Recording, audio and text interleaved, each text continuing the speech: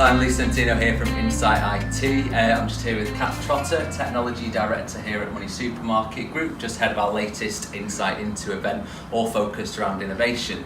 So I suppose, Kath, what we really wanted to get was a bit of an insight into you. So if you could tell us a bit about your background and your current role here.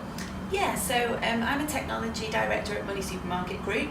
I've been here for about 18 months, and prior to that I spent 9 years at Auto Trader. I did a tech degree at university and kind of came out of university thinking, definitely don't want a career in tech. Right. And here I am, some almost 20 years on as a tech director. So it's been a bit of a journey for me. Okay. So what attracted you, I guess, to this role in particular over the last couple of years, wasn't it? So, like I said, I've been at Auto Trader for 9 years, so I was kind of ready for a new challenge. What attracted me to this role in particular was that this was a digital business, but it was still kind of on the cusp of transformation in terms of the way that the teams were working, in terms of really embracing agile. And a lot of that I'd kind of lived through implementing at Auto Trader, and I kind of wanted to come here and prove that I could do that here and that I could shape and make a difference to the future. So that was that opportunity that was exciting. Excellent. And I guess then, so you mentioned you've been in technology for a few years. You've probably seen it evolve, I guess. How have you seen the tech industry evolve to 2018? So partly why I kind of ran away from tech, I think, was largely to do with sort of perceptions. So when I came out of university, tech to me was very much this world where you sat with your headphones on and you got your head down and you wrote some code, and at the end of the day you went home. And I'm very much someone who kind of gets their energy from people and interactions, and I was a bit like, oh, I don't know if this is an industry for me.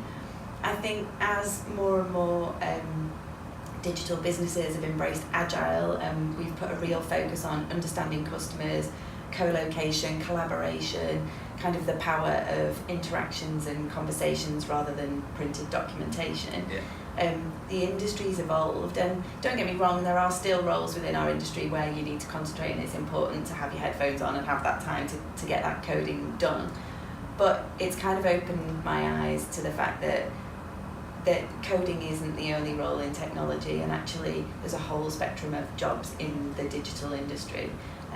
And lots of them need people who value interactions and get their energy from other people and can communicate. So that's been a really big transformation. Absolutely.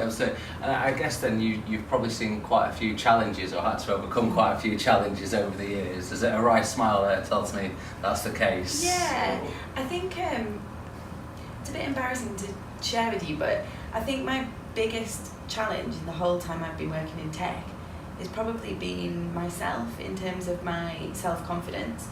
I'm not a huge techie. I think I've alluded to the fact that for me it's more about kind of people, and if you've got the right people with the right attitude, you can achieve anything. And because I'm not hugely technical, I've had this kind of constant battle with myself about, am I in the right job? Am I, it's almost like imposter syndrome. Am I going to get found out that I'm not a techie in a tech world? And I think with my rational hat on, it's not a challenge for myself. I kind of sit there and I think, you wouldn't be in this job if you weren't capable of doing it. Absolutely. But it is something that I have battled with throughout my whole career. I've had to really kind of coach myself into, you're here to do a job and you've got some skills that are needed by this industry, so embrace them and kind of push forward.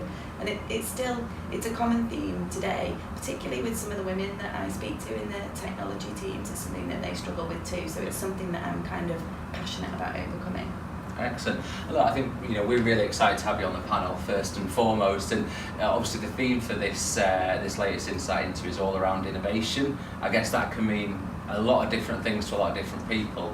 Innovation, what does that mean to you, I guess? Ooh, innovation's a scary word, right? Yeah. So innovation always meant to me like the big idea, and I was never someone who was creative or came up with the big idea. I was always someone who could kind of execute on someone else's big idea. And so it was always one of those things that I was like, oh, I'm not an innovative person. I think as I've kind of moved through my career, I've sort of realised that innovation isn't always a big idea, and actually lots of the innovation that I've seen in my teams starts as a very simple, either a continuous improvement process or a sitting down in a room after we've done something saying that was way harder than it needed to be, how could we do it differently in the future? And then if you get the right people in the room, you get the right conversations going, and you kind of take off any boundaries of putting yourself in a particular box, you come up with different ways. And we've tried lots of different things. Some things have failed, some things have been successful, but that now to me is what innovation's about. And don't get me wrong, there are still some big ideas that would fall into an innovation category, but for me, innovation happens every day in the teams that I work with, and it quite often starts as small continuous improvements or as a retrospective looking back at what we could have done and how we could do it differently.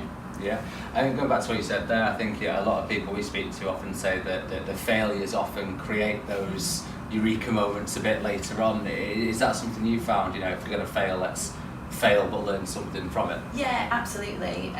We try and encourage the teams to fail fast. You'll have heard that phrase before.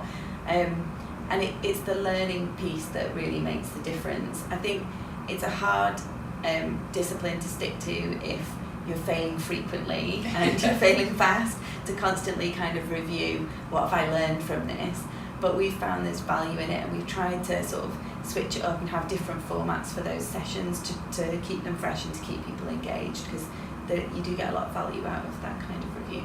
Excellent. And I guess then kind of looking forward to the event, particularly, so we're really pleased to have you on board for this, but what are you looking to get out of the event? So there's a couple of things I'm looking forward to get out of the event. It's I'm quite excited about attending these things. I do a few events like this in Manchester. As a business, we're trying to grow our Manchester presence, so I'm always looking to meet new people and understand people's capabilities and where they're at with their career.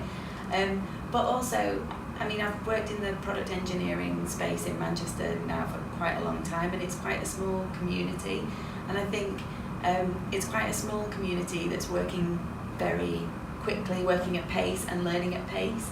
And I think one of the things that I typically get from this type of event is that you hook up with people who you recognise, you've seen before, and you can ask them how they're doing things in their business, and people will share.